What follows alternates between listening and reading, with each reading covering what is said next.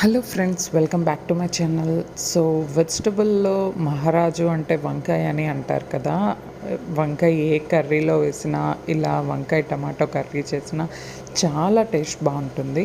So ఈరోజైతే నేను వంకాయ టమాటో కర్రీ ఎలా సింపుల్‌గా చేసుకుంటారు, టేస్ట్‌గా చేసుకుంటారో చెప్తున్నాను. ఫస్ట్ మనం కడాయి పెట్టుకొని పోపు వేసుకొని సన్నగా తరిగిన ఆనియన్స్ అండ్ మిర్చి కూడా వేసుకోవాలి. తర్వాత ఒక పెద్ద సైజ్ టమాటాలు 2 పీసెస్ వేసుకోవాలి. తర్వాత దంచి పెట్టుకున్న అల్లం వెల్లుల్లి పేస్ట్ మనం వేసుకోవాలి. సో కచ్చా పచ్చాగా దంచి పెట్టుకున్న అల్లం వెల్లుల్లి పేస్ట్ వేసుకొని ఇంకా ఇవన్నీ చక్కగా మగ్గేంత వరకు క్యాప్ పెట్టుకొని చక్కగా స్లో ఫ్లేమ్లో మగ్గించుకోవాలి.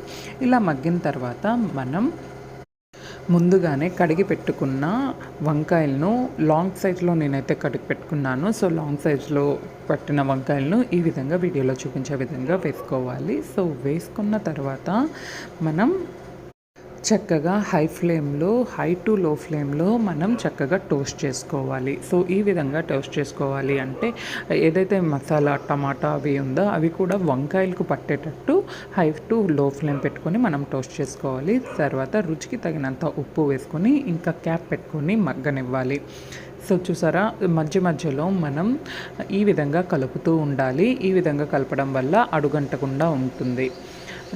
ఈ విధంగా కలుపుకున్న తర్వాత మళ్ళీ మనం క్యాప్ పెట్టేసి చక్కగా మగ్గనివ్వాలి. చాలా క్విక్ అండ్ ఈజీ రెసిపీ అండి. ఒక్కసారి ట్రై చేయండి. టేస్ట్ అయితే చాలా అంటే చాలా బాగుంటుంది. సో చక్కగా ఉడికిపోయిన తర్వాత మనం రుచికి కావలసిన కారం అండ్ మసాలా అండ్ పసుపు అండ్ నేనైతే ఇక్కడ చికెన్ మసాలా కూడా వేస్తున్నాను, ఎవరెస్ట్ వారిది. సో కొంచెం వేసుకుంటుంటే మనకి టేస్ట్ ఇంకొంచెం బాగుంటుంది. సో చూసారా, లైట్గా ఆయిల్ కూడా తేలినట్టుంది కదా. సో అంతే, కర్రీ ఈజ్ రెడీ. లాస్ట్లో ఇంకా మనం కొత్తిమీర వేసుకొని గార్నిష్ చేసుకోవడమే. టేస్ట్ చాలా బాగుంటుంది. ఒక్కసారి ట్రై చేయండి.